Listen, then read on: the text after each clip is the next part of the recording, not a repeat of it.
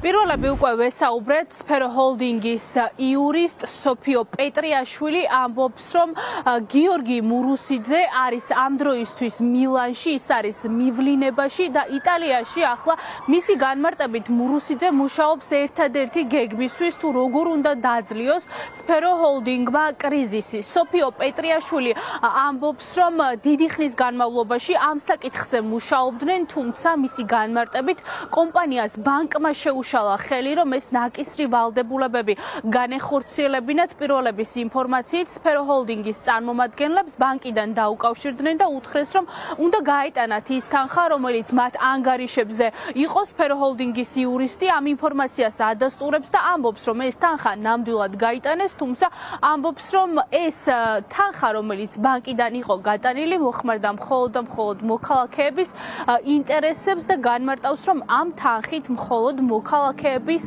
ქირის თანხა გადაიხადეს.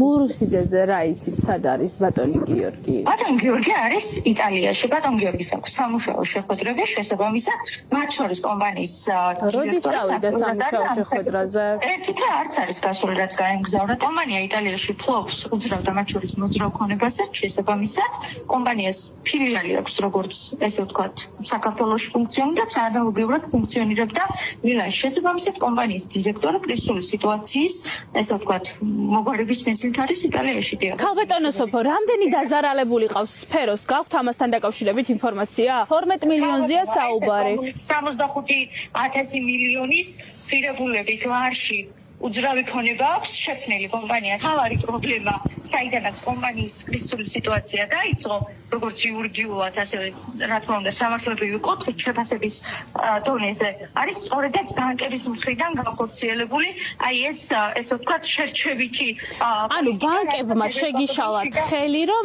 ამ დაზარალებული ადამიანების მოთხოვნა დაგეკმაყოფილებინათ? ბანკებმა კომპანიას შეუშალა ხელი სამწარმოო საქმიანობის განხორციელებაში. ჩვენი ინფორმაციით ბანკმა ანგარიშებიდან თანხის გატანა გთხოვათ, ხო? დახურეთ ანგარიშებიო, ასე გითხრათ და ეს ფული რომ გამოიტანეთ, სად წაიღეთ? ხილები იყო მიმდინარე გადასახადი, შესაბამისად ყველა თითოეული კაპიტი, რა თქმა უნდა, კონკრეტული დეკლარირებით და კონკრეტული ესე ვთქვათ, მიზნობრიობით არის განსაზღვრული და არის შესაბამისად, ესე ვთქვათ, ჩარიცხული. ანუ ეს თანხები ისევ ამ ადამიანებს მოხმარდათ? რა თქმა უნდა. პროკურატურამ ოფიციალურ ბრიფინგზე თქვა, რომ სფერო ჰოლდინგის წარმომადგენლები, მათ შორის დამფუძნებელი გიორგი წულეისკირი დააკავეს თაღლითურად დიდი ოდენობის თანხის მითვისების ბრალდებით, ასევე სავარაუდოდ ზებნა უნდა გამოაცხადონ უკვე გიორგი მურუსიძეზე, რომელიც იტალიაში იმყოფება. წულეისკირს ბრალი ოფიციალურად უკვე წარედგინა და სავარაუდოდ დღის განმავლობაში არ არის გამორიცხული, რომ მოსამართლე მის აღკვეთ ღონისძიებასთან დაკავშირებით იმსჯელოს.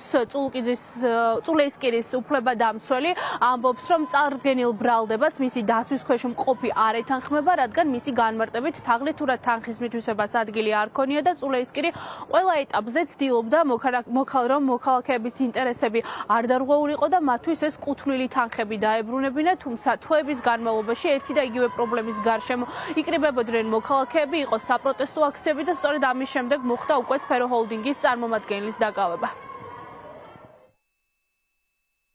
ბრალი წაუყენეს თაღლითობის მეორე და მესამე ნაწილებით, რაც გულისხმობს სხვისი ნივთის თაღლითურად დაუფლებას. შესაბამისად, ამას ის არ აღიარებს, იმიტომ რომ ის პასუხისმგებლობას არ გაურბის, რომ დაზარალებულები უნდა დააკმაყოფილოს, მან და მეორე პიროვნებამ გიორგი მურუსიძემ და ცდილობდა, რომ მოეზიდა რამე თანხები და ემზადებოდა ამისთვის, რომ ეს თანხები ნელ-ნელა გადაეხადა დაზარალებულებისთვის. ის მხოლოდ ითხოვდა გარკვეულ დროს და ხელშეწყობას, რადგან აქვს უძრავი ქონებები და ამ უძრავ ქონებებს ადევს ყადაღები და რომ შეძლებოდა ამ უძრავი ქონებების თუნდაც რეალიზაციით, პირდაპირი წესით დაზარალებულებზე გადაფორმების გზით მათ დაკმაყოფილებას. ეს 600 კაცი ამ ეტაპზე ყველა ერთად ამ თანხებს არ ითხოვდა. ანუ წულეისკის კიდე ქონდა დრო ამ ხელშეკრულებიდან გამომდინარე დაბრუნების, თუმცა როგორც მე მახსოვს 68 ადამიანი იყო, რომელსაც ვადა ქონდა გასული და ის ფიქრობდა, რომ ამას ადვილად დააბრუნებდა. მაგრამ რადგანაც უკვე მის მიმართ ასე ვთქვათ, გახმაურდა ეს საქმე, ყველა დაზარალებულს შეეშინდა და ყველამ ერთდროულად მოითხოვა ამ თანხების უკან დაბადება. აუცილებლად დავაყენებ გირაოს შუამდგომას. პროკურატურის ინფორმაციით მოქალაქეების ზარალი 12 მილიონ ლარამდეა. ახლა წულეისკირი ელოდება სასამართლო პროცესს. საინტერესოა იტყვის თუ არა სხდომათა დარბაზში სფერო ჰოლდინგის დამფუძნებელი ხმაურიან საქმესთან დაკავშირებით რაიმეს.